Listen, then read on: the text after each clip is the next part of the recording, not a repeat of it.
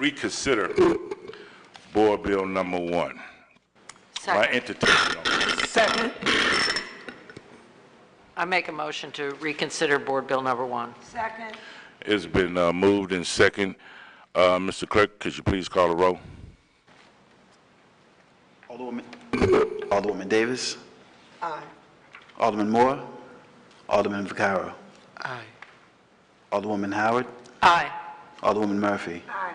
Alderwoman Boyd. Aye. Alderman Muhammad. Aye. Chairman Williamson. Aye. Okay, reconsider has passed. I will do pass recommendation. Now I'd like to entertain another motion to pass out Board Bill number 1 as amended. I move we pass Board Bill number 1 as amended. Second. Okay. Mr. Chairman. Yeah, I would like to talk about that.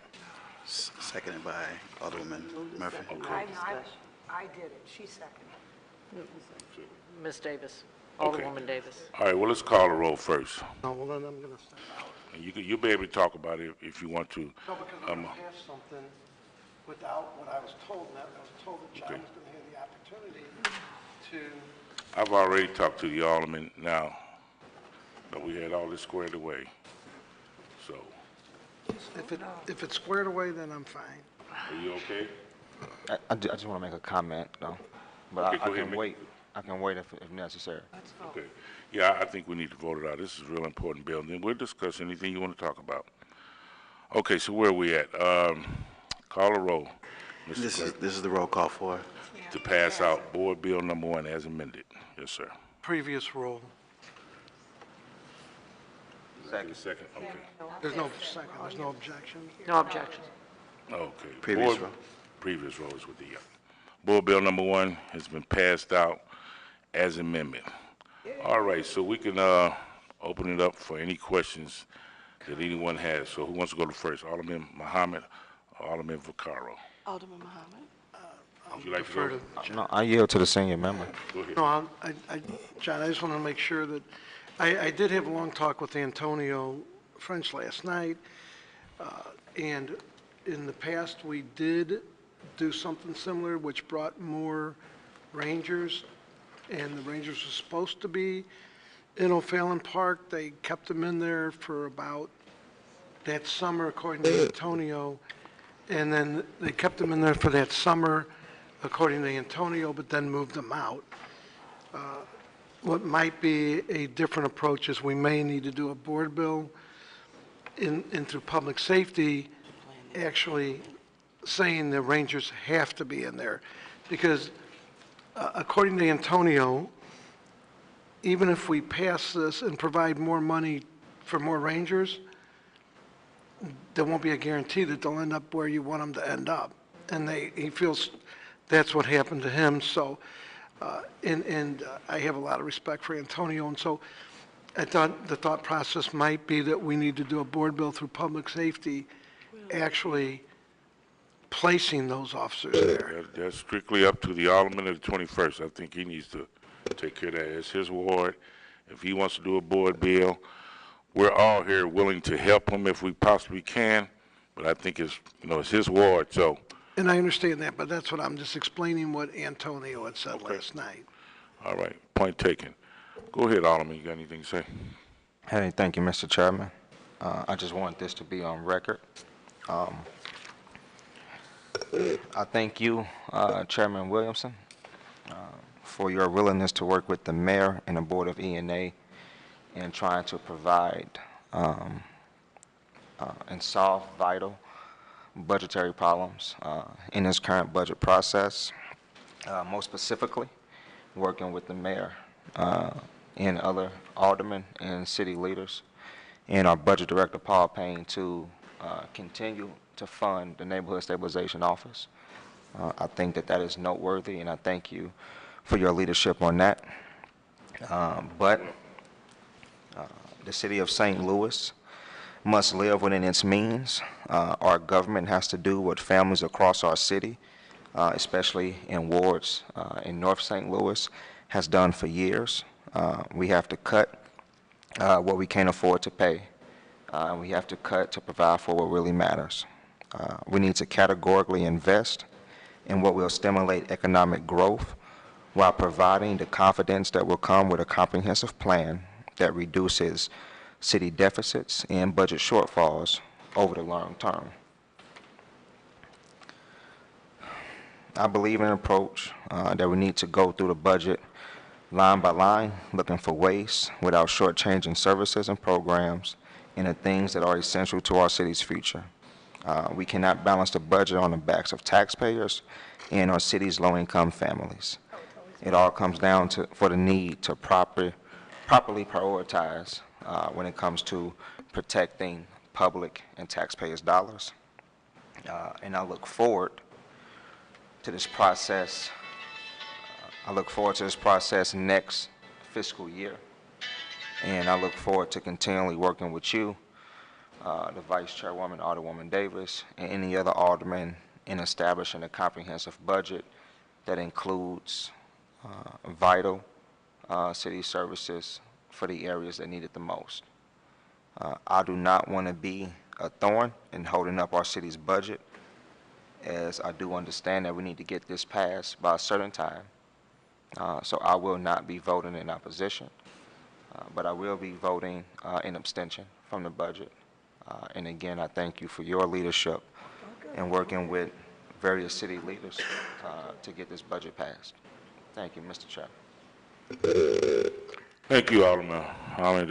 Very well said, and we appreciate your leadership and appreciate your comment that you made. And I know you're dealing with a frustrating situation, dealing with Fairground and O'Fallon, but we're here to help and assist you any way possible. The budget's a little tough, but at the same time, I think that there's some things that we can do, along with the mayor, the police chief, and the public safety director, to really assist you on some of the needs and criminal activity that have been taking place in those parks, because those parks are very important for families to be at, and they need to be safe. And it's a shame when you can't be able to frequent a park and take your family to a park in order to enjoy the activities in the park without dealing with danger. So we appreciate what you're doing. We understand your frustration, and any help that I could be, and I'm sure any other alderwoman and alderman feel the same way. So we got your support, and we're here to help you out any way we can. Do we have any more comments? Very quickly. Yes. Mr. Chairman. Vice Chair Lady, yes. I just wanted to echo some of the things that you have said in reference to our freshman alderman, because it is very frustrating, some of the things that we have to deal with, and I'm experiencing some of the same things that he is in my parks as well. Actually, I've seen things the worst in the last 3 weeks that I have the entire time I've been alderperson. Things have changed in our communities. People are taking liberties and ignoring just human decency, and we just cannot allow that to happen. So we will all be working together to solve these problems, and I believe that we can. Thank you. Thank you. Yes. Alderwoman Howard, please. Again, I would like to echo some of these concerns. They are not indicative of only North Side. They are indicative throughout the city, South Side, North Side, West Side, wherever you are in the city. Public safety is a concern in our parks, in our streets, in our public spaces. I think that, as the Board of Aldermen, we know we have a limited budget. We are suffering a crisis here in every part of our city as it relates to public safety and families willing to stay and forgo and be part of the solution. It's a big ask, but I think hitting them in the pocketbook again is untenable. And I think that we need to provide the services as best we can for all of the citizens of St. Louis. Again, South Side, North Side. There is no Delmar divide with crime here in the city. So I think we need to work together, and we need to face this head on as the Board of Aldermen and bring some solutions to our people. That's all I have to say, but I think passing this budget is the right thing to do as it stands and move forward and make our city safe for everyone. Thank you. Thank you, Alderwoman. Would you like to say something, Alderman Vaccaro? Sure, Comment, go ahead. just based off the other comments. I understand that we're in a tight budget. I understand that. But my concern always was that everyone would have their say, because when you look at the budget, there's a lot of areas in that budget that, whether you feel necessary or I feel, or maybe I don't feel something's necessary, it was the, I think that we could have did better on looking at what could have been cut, because what's more important, what's less important. We plan our home budgets, we plan vacations, but if the icebox breaks down, we still don't go on vacation, we fix the icebox. So, I mean, and I understand, Alderman John's issues, and I was good friends with the previous alderman that was over there, and I understood the issues then, and I see the amount of times, and again, talking to Antonio last night, where promises are made but never kept. And, so again, I agree there's a tight budget, but I'm anxious for the audit to come out. I think what you're going to find is there's probably plenty enough room in this budget to add more public safety. And I believe if we're going to keep the city viable, I think public safety is going to be the #1 issue, no matter whose neighborhood it's in. So I agree it's a tight budget, but I also wonder if there's a lot of stuff in that budget that could have been changed or done differently, where public safety would be more of a priority. And it's just a comment. I understand it's a tight budget, but it's just a comment. Okay, well, we all know public safety is very important, and we all know that, we have a shortage of police officers, around 120, 130 police officers down that we need for the city of St. Louis. So I think once we shore that up, and that's not going to solve all our problems, but I believe it would help a lot. Once we can up our manpower, I think that's very important when it comes to public safety, and that's what we really need to do. But appreciate everybody's comment. I just want to go over some of the highlights of the budget. It's a tough budget, but we do have some good points in this budget, thanks to Proposition P, that we can really look forward to. Budget Director has kind of went over this with us several times, so I'm just going to run through it real briefly, just to kind of give some highlights of the budget and what we have to look forward to on the positive end. Okay, first of all, the ward capital has been restored. All 28 wards will receive $328,000 per ward, so that's good. We upped the total amount of funding for building demolition, so building demolition will be $3,675,000.